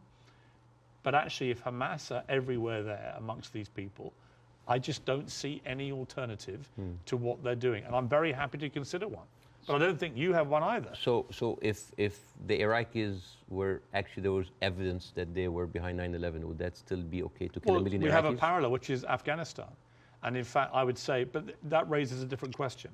So was the Afghanistan war just? I believe it was, in a way that Iraq wasn't. I believe that Afghanistan was harboring terrorists, Al-Qaeda. We know that they were training there. We know the Taliban were there. And we went in, we launched this war. It goes on and on and on. Huge bloodshed on both sides. And in the end, after a ridiculous overnight pullout by America and President Biden, the Taliban are back in charge and waging the same kind of medieval rule they waged before all this. So you've got two things. Was it justified to strike back at Afghanistan for harboring Al-Qaeda? I would say yes. Did the means in the end justify the war?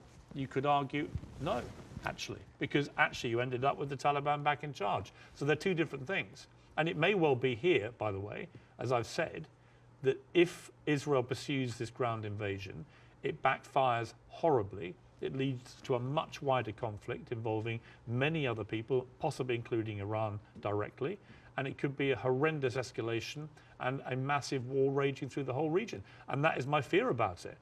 But I come back to the central point of justification, and I'm really struggling to see what else Israel is supposed to do to get rid of Hamas. And if you've got an alternative, let's hear it. I do.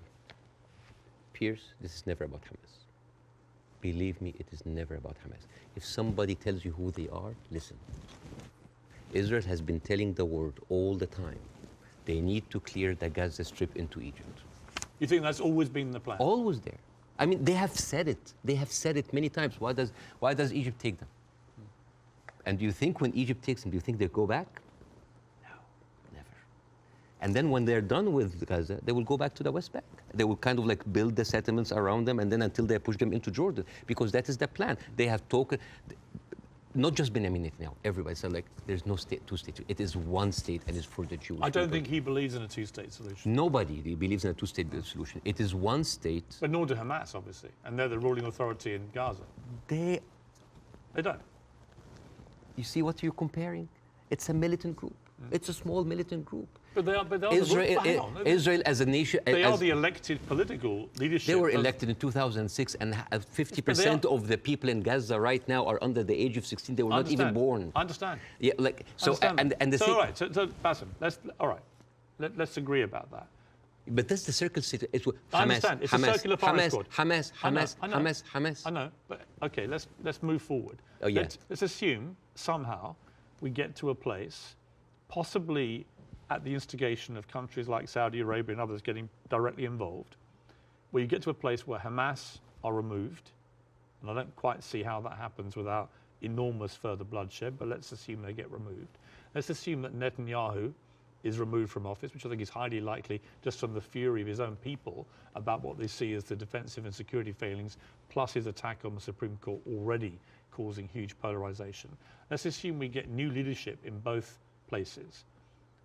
Could there still be peace? Could there still be a two-state solution? No. It can never happen. No, because Israel have already shown it's not about Netanyahu.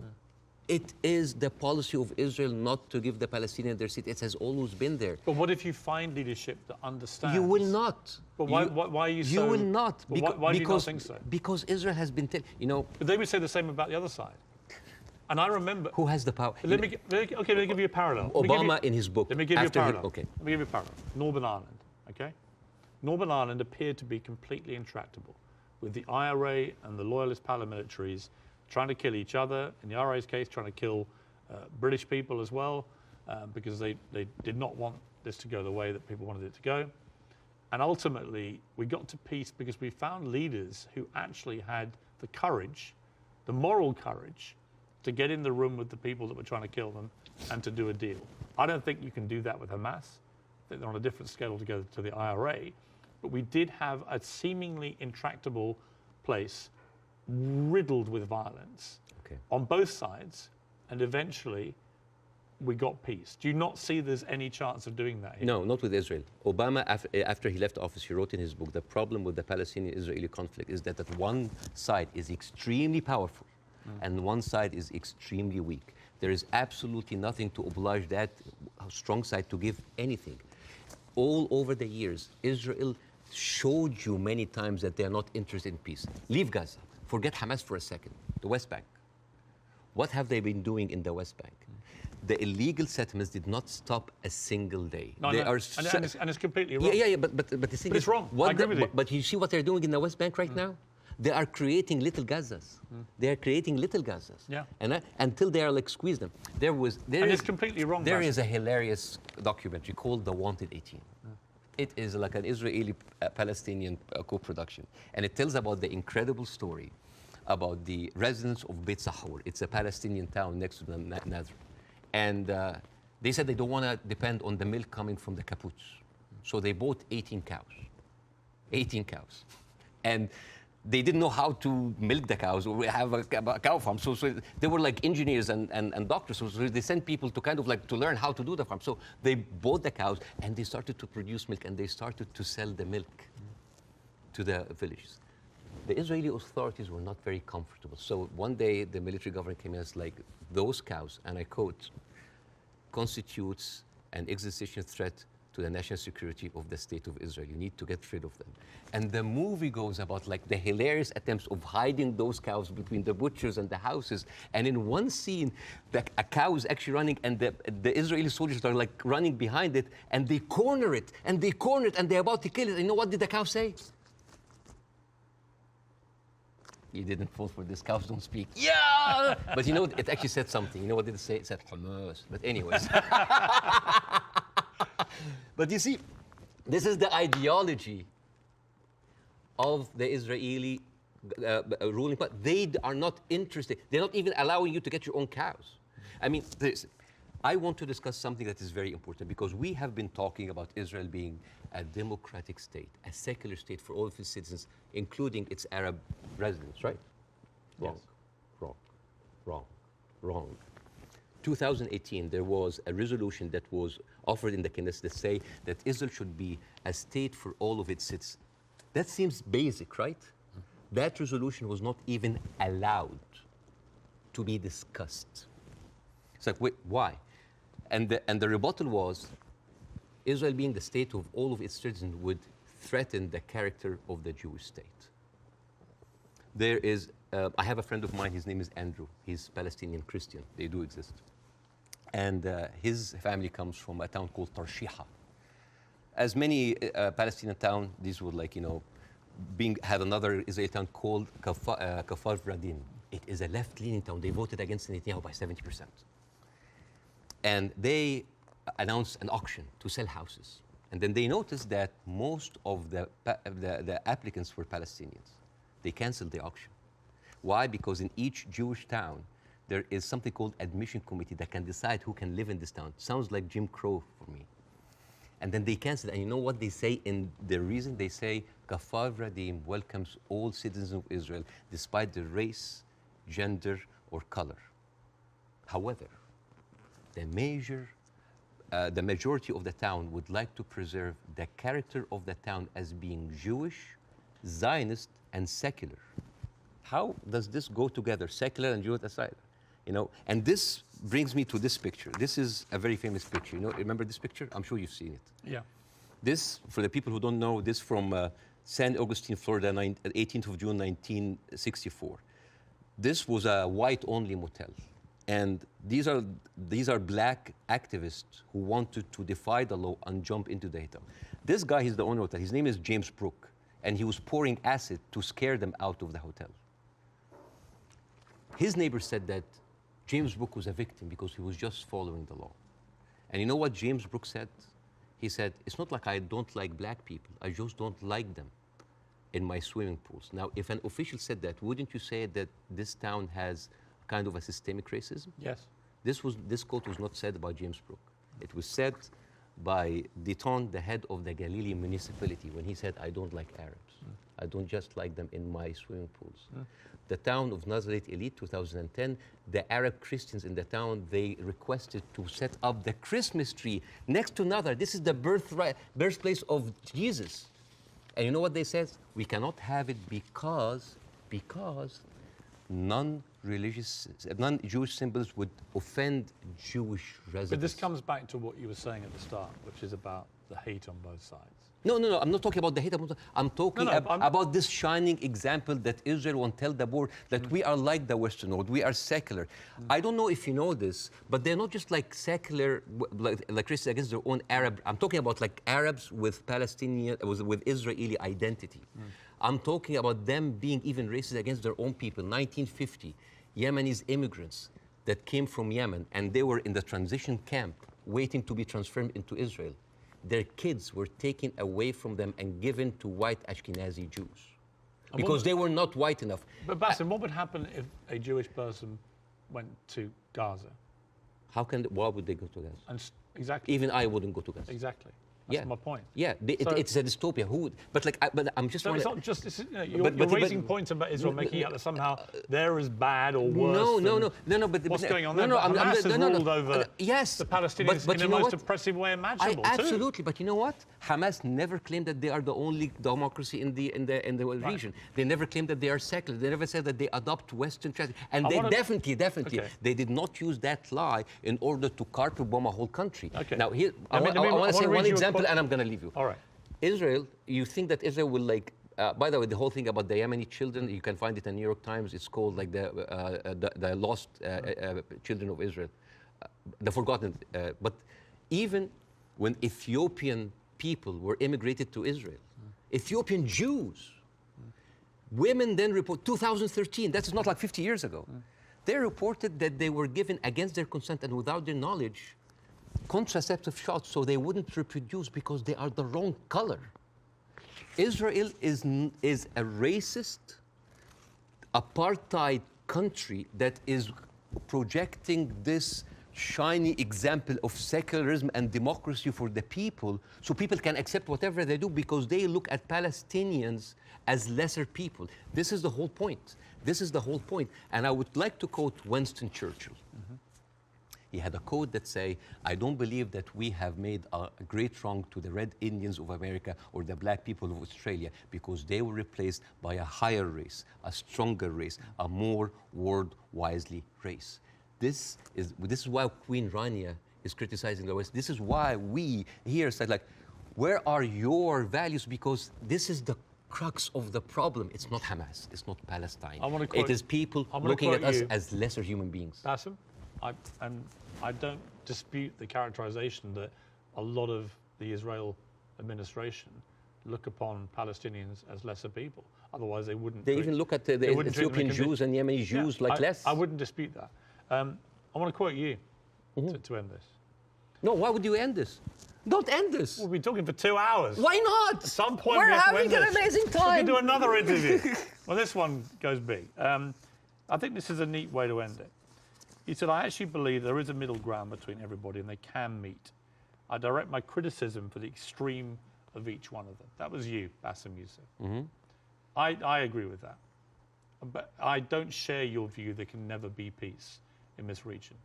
I think there can't be with the current leadership structures in both countries, or both places. But I definitely think you've got to be optimistic about peace. You just need to find people who can forge it. I hope so. But the reason, listen, I refused to come on your show when your producer first called me for the first interview because I was scared. I was afraid. For me, that was a career suicide. because I'm talking. This is even important because you are someone who's always talked about like against cancel culture, about like speaking your mind out, speaking your mind out. I left Egypt and I came to America, the land of the free, the home of the brave, but I didn't know that there was a fine print said that you cannot speak about Israel. I have issue with that. Israel is a foreign country. They're allies, good. But you can speak about Israel. How many people lost their jobs? Even Bella Hadid. Bella Hadid, by the way, She hasn't lost her job. No, but she's talked about death threats. She's talking about like being silenced. Sure. By the way, Bella Hadid she's Palestinian. And you know who else? Gigi Hadid, sisters. I love the Hadid. They are with us. Yeah. Anyway, so. I know them both, they're very nice. Yeah, but the thing is, if you are that high and you cannot speak about it, and it's not about, it's well, you can, you just have to have. You can. I mean, I've spoken out about these issues and you get shot at, not literally, but metaphorically all day long on social media. But that shouldn't stop people from doing it. I'm just like wondering, as an American. You do? As an American, yeah. But like, I'm doing now because like the first interview went well. Right. I'm doing that because I want people to see that you can really speak up and not just get canceled, but get rewarded. My career is going fine. Yeah. It's great because I want people to have the courage. There should be no limits.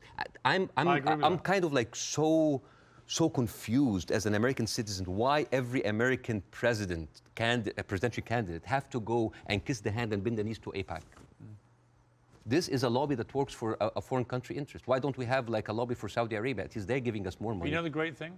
You can say that here. Yes. You couldn't say it in Egypt. That's why you're living here. Yes, but again, a lot of people feel the burn, the heat whenever they come down. down. If I was an American, I'd be going, all right, Bassem, all right, we'll take the criticism because you can do that in this country. And I'm happy. When you criticize the government in your own country, yeah, they drove you out. Yes, and that's why I came to America, to play the white man's game, to actually to pass this acquired white privilege to my children. But the problem it's not just a country of white people. But here's the problem. And the white man's game, the game in America is not a white man's game. It's a game that actually has a democracy and believes in freedom of speech. But there are dog whistles everywhere. You're not going to be put in jail for this interview. Or I can lose my career and I can lose jobs, and you know that. You know that. In Egypt, you could. No, here you can. In Egypt, they arrested you. Here you can't. And they threatened you, and you would have probably ended up in prison or dead. Here, a lot of people lost their jobs because they spoke up. It depends what they say. Of course, but again, if you're Kanye West and you spew anti-Semitic garbage, I'm not. You're going to lose. You're going to lose what you have. I will never adopt that kind of point of view.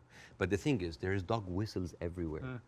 As I told you at the beginning, you cannot just say it's like anti-Semitism. Like, I mean, now, how come that the Palestinian flag is outlawed? By the way, it's outlawed in Israel. If you raise the Palestinian, you go to jail. And now they're saying like the Palestinian flag is a pro-Hamas. No, it's not a pro-Hamas.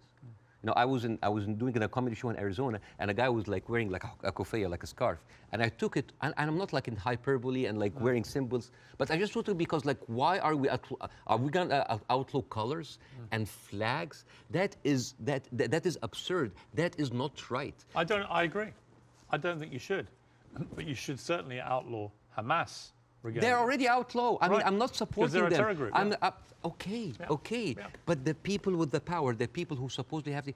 And you should, by the way, I will say this, you should be able to criticize the Israeli government without being accused of being anti-Semitic. But I have in this interview repeatedly, and I'm not anti-Semitic. I just have a problem with all of what the Israeli government's been doing. And I have a problem with how any criticism to Israel by some circles here are considered anti-Semite. This is not fair. But a lot of the people doing it are actually anti-Semitic. Yes, but also a lot of Zionists are against Israel, that they hate the Jews. You know, we've discussed that. I want to end on a happy. But before that, I want to just like say 2 words about the media, which is, please. Sure. Mr. Zomlot, the Palestinian ambassador that you have, this guy lost 6 members of his family in an Israeli strike. And when he went on like some British news thing, he sat down and the lady told him, it's like, we are very sorry for your personal fund. I'm sure you don't condemn the killing of Israeli civilians. What? In the same moment. There's another girl like called Yara Eid. She was like on Sky News.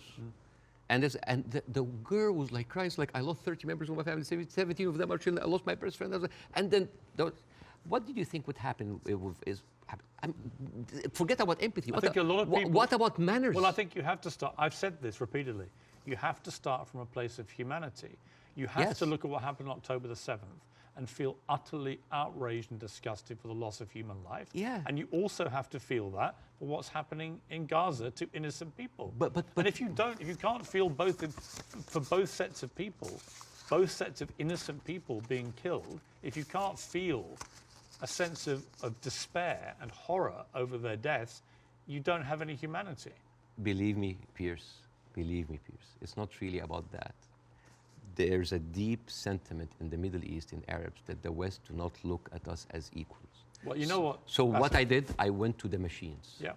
And I asked ChatGPT simple questions. Do Israelis deserve to be free? And you know what they tell me? Yes, Israelis deserve the right like any other people. And then I asked the same question, do Palestinians deserve to be free? And you know what they tell me? It is complex. It is a sensitive issue. Well, it's not complex. It's not sensitive. The Palestinian people should be free. Yeah, but And they even should- the machines let me have- finish. And they should have exactly the same rights to freedom and freedom of expression and a way to lead their lives and to water and to power and to Yeah. internet that Israelis have and we have here in America and we have back in my home country of the UK. And I want that for the Palestinian people. We've got to end it there. Okay. Mainly because I've worked up a hell of a All hunger right. in 2 hours of interview, and you have brought your wife's cooking. So, okay, Hala. So tell me again how I do this. Okay, so basically, Take a piece of this, You- put you- it in you- the olive oil, yes, which is from the West Bank, yeah, from the West Bank, and then a little bit of this, yes, like that. yes. This is like amazing oil coming from the olive tree. This has come from the West Bank. Since 1967, Israel have actually uprooted 800,000 olive trees, just to. That is absolutely delicious. I know. Please thank your wife for me. Thank you. Wish her all the best and her family, particularly those who are obviously in Gaza. It's been great to see you Thank you so much. in America. Let's do it again. Let's do it again. Let's keep talking. Yes. I honestly think the way through this is people keep talking. Yes. Good Thank to you. see you. Thank you so much.